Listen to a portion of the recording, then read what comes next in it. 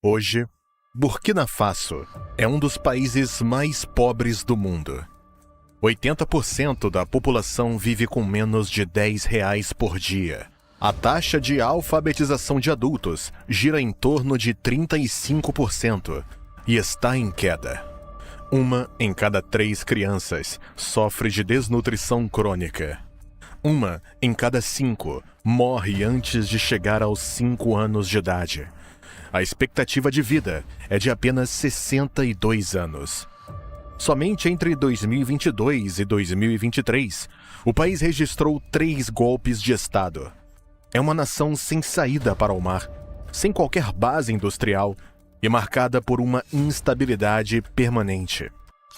A história não se constrói com o que teria acontecido se, nem com mas ou com talvez. Ainda assim, Burkina Faso convive com uma sombra ao seu lado. A possibilidade de que o curso dos acontecimentos pudesse ter seguido uma trajetória diferente se um homem não tivesse sido assassinado em 1987, com apenas 37 anos. Seu nome é Thomas Sankara, um soldado que rejeitou os privilégios, um líder que cortou os salários dos ministros, que vendeu as Mercedes dos políticos para comprar medicamentos para o seu povo. Um presidente que lançou a campanha de vacinação mais ambiciosa já realizada na África até então, imunizando, em poucas semanas, milhões de crianças contra sarampo, meningite e febre amarela. Que construiu centenas de escolas e centros de saúde em poucos anos. Um homem que colocava os pobres em primeiro lugar, sempre em primeiro lugar. Que acreditava que o progresso não se mede em arranha-céus ou rodovias, mas em cada criança na escola, em cada vila com acesso à água potável, em cada trabalhador capaz de sustentar a própria família e em nenhuma família abandonada pelo Estado. Aos 33 anos, Sankara torna-se presidente do Alto Volta. Mas ele não gosta desse nome. Ele evoca um passado colonial. Não significa nada para o seu povo. Sankara quer romper com tudo isso. Rebatiza o país como Burkina Faso, a terra dos homens íntegros, das pessoas retas e honestas, porque é assim que pretende construir a sua nação. As mudanças começam imediatamente. Ele passa a combater a burocracia, reduz o poder dos partidos políticos, quer concentrar a autoridade em suas próprias mãos, porque sabe que, se essas elites continuarem a exercer influência, suas reformas radicais jamais serão aprovadas. Milhares de funcionários públicos são demitidos. Muitos sequer comparecem ao trabalho. Passam os dias em bares bebendo álcool. Ainda assim, recebem salários muito superiores aos de camponeses e operários. Sankara os chama de parasitas que vivem às custas do povo. A partir de então, não lhes é mais permitido viajar em classe executiva ou primeira classe, apenas na classe econômica. Nada de champanhe em hotéis ou pratos sofisticados, apenas comida local. Ele proíbe a importação de bens de luxo, como perfumes e uísque, declarando: temos de escolher entre dar uísque a alguns de vocês ou água limpa a todos nós. Os ministros são obrigados a utilizar móveis produzidos por artesãos locais e bens fabricados no próprio país. Ele também proíbe retratos presidenciais pendurados em prédios públicos, afirmando: as pessoas devem ver a si mesmas nessas imagens. Declara guerra à fome, à corrupção e à dependência externa. Confisca as terras de proprietários feudais e chefes tradicionais para redistribuí-las aos camponeses que as cultivam. Ordena a construção de sistemas de irrigação, poços e pequenas barragens em todo o país. Os camponeses recebem ferramentas para aumentar a produção e garantir a própria subsistência. A produção de grãos cresce 75% em pouco tempo. Em 4 anos, Burkina Faso passa a produzir alimentos suficientes para assegurar 2 refeições por dia e 5 litros de água potável por pessoa. Para conter o avanço do deserto do Sahel, ele também ordena o plantio de milhões de árvores. Depois, vende as Mercedes dos políticos, substituindo-as pelo carro mais barato disponível no país, o Renault 5, e utiliza os recursos da venda para financiar a campanha de vacinação mais ambiciosa já realizada na África até então. Em apenas 2 semanas, 2,5 milhões de crianças são imunizadas contra sarampo, meningite e febre amarela. Milhares de vidas são salvas com um simples corte nos privilégios da elite. Constrói 350 escolas e centenas de centros de saúde e farmácias. As campanhas de alfabetização alcançam vilas em todo o país. As matrículas escolares aumentam em mais de 50%. A taxa de alfabetização salta de 13% para mais de 70% em 4 anos. Para manter as crianças na escola, introduz a merenda escolar, reduzindo os custos alimentares das famílias. Ele também declara guerra à opressão das mulheres. Lembra-se dos seus anos de escola. Uma colega de classe engravidou. Foi expulsa. O rapaz que a engravidou permaneceu. Para Sankara, aquilo foi o próprio símbolo da injustiça. Ele nunca esqueceu. Em Burkina Faso, as mulheres carregavam os fardos mais pesados. Buscar água, trabalhar a terra, criar os filhos, sem direitos. Sankara afirma que uma sociedade não pode mudar enquanto as mulheres não forem livres. Ele torna ilegais os casamentos forçados, proíbe as mutilações genitais femininas, veta a poligamia e incentiva as mulheres a ingressar nas escolas, no exército e no governo, em total igualdade com os homens. Sankara, em particular, combate os privilégios. Os salários dos políticos são reduzidos. Objetos de luxo são proibidos. Ele exige autossuficiência.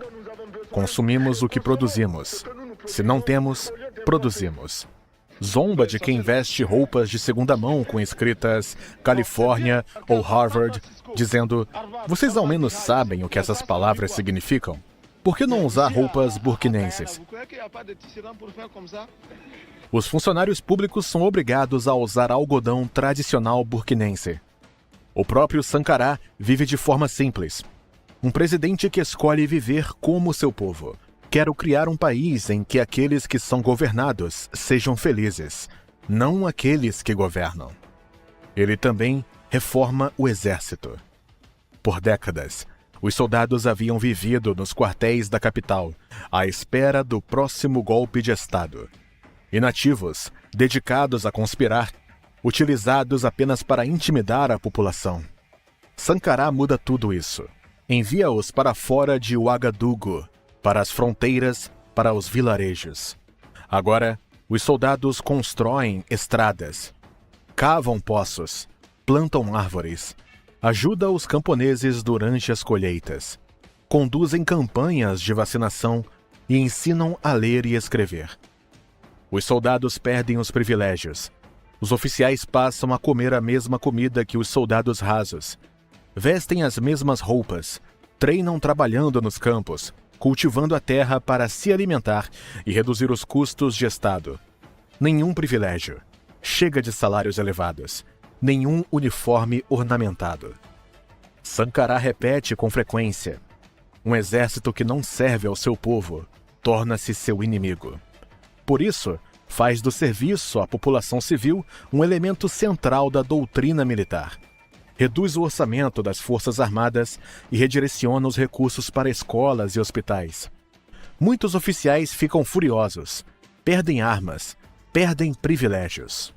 Ora, com os soldados mobilizados no interior e longe da capital, organizar conspirações torna-se muito mais difícil. Os golpes de Estado passam a ser menos prováveis. Há mais estabilidade. O exército fica ocupado servindo ao povo e não conspirando para derrubar governos. No início, Sankara age como nenhum presidente antes dele. Vai ao trabalho de bicicleta. Às vezes, vai correndo. Joga futebol com o povo todas as semanas. Nada de seguranças de óculos escuros, nada de limusines, nenhum muro entre ele e a multidão. quer demonstrar que não está acima dos outros, mas que ele é um deles. Com o tempo, porém, tudo isso se torna mais difícil. Suas reformas radicais criam inimigos por toda parte. Os proprietários de terra de quem confiscou as terras, os burocratas que demitiu, os oficiais que perderam privilégios, os empresários que perderam contratos, as potências estrangeiras que desafiou. As tentativas de assassinato contra ele se multiplicam. As medidas de segurança se tornam mais rígidas. A imagem simples de um presidente que caminha ou pedala entre seu povo começa a desaparecer.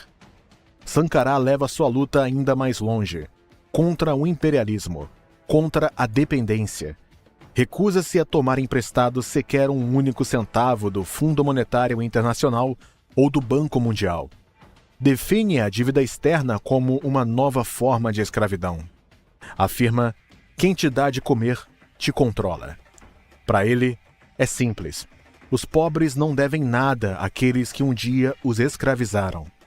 Pelo contrário, são os colonizadores que têm uma dívida com a África. Na cúpula da Organização da Unidade Africana, em Addis Abeba, na Etiópia, em julho de 1987, convoca os líderes africanos a se unirem e a parar de pagar. Adverte: se Burkina Faso se levantar sozinho hoje, eu não estarei aqui na próxima cúpula. E assim seria. A CIA começa a monitorá-lo de perto. Em relatórios desclassificados da inteligência norte-americana, Sankara é descrito como uma ameaça aos interesses do Ocidente na África, e até como um perigo para a democracia e os direitos humanos, segundo o governo dos Estados Unidos. A ironia é evidente.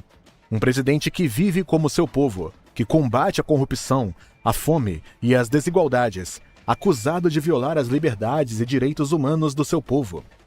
Seu modelo de independência radical, a recusa de ajuda e empréstimos, o apelo à autossuficiência. Washington teme que tudo isso possa desencadear uma reação em cadeia em todo o continente. A França também não pode aceitá-lo.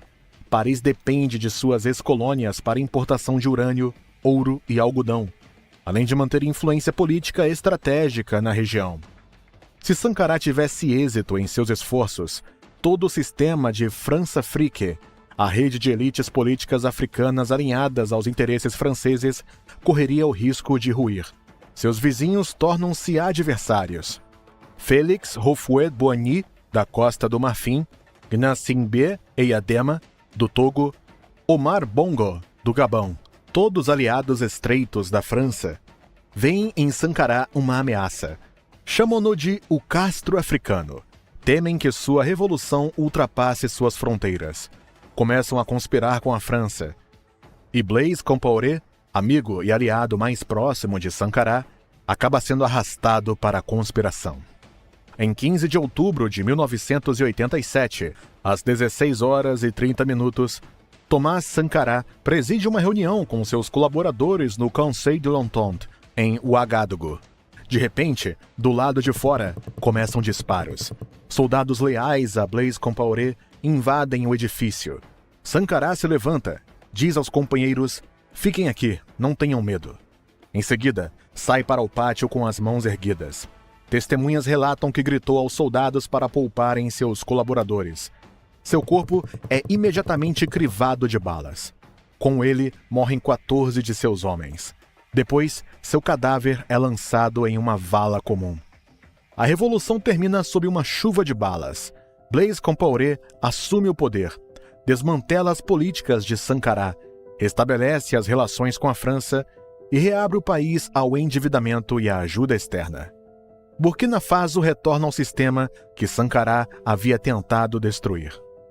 Quando a casa de Sankara é revistada, o que se encontra surpreende o mundo. Uma casa modesta, ainda financiada, pela qual ele ainda pagava as prestações mensais. 2 guitarras, 3 bicicletas, um Renault 5, nenhuma fortuna, nenhuma conta secreta. Essa foi toda a riqueza de um presidente. A prova de que ele vivia exatamente como pregava. Sua morte deixa um vazio. Burkina Faso volta rapidamente à pobreza e à corrupção. Hoje, é novamente uma das nações mais pobres do planeta. Suas crianças morrem de fome e de doenças facilmente evitáveis. Golpes de Estado se sucedem um após o outro. Um país que havia sonhado com independência torna-se outra vez um dos mais dependentes de ajuda internacional na África. Em toda a África, Sankara é lembrado hoje como o homem íntegro. Seu rosto está pintado nos muros. Seus discursos são citados por estudantes. Seu nome é gritado nos protestos. Ele se tornou o símbolo do que poderia ter sido. Um líder que escolheu viver como seu povo, que queria construir um país em que fosse os governados e não os governantes a serem felizes.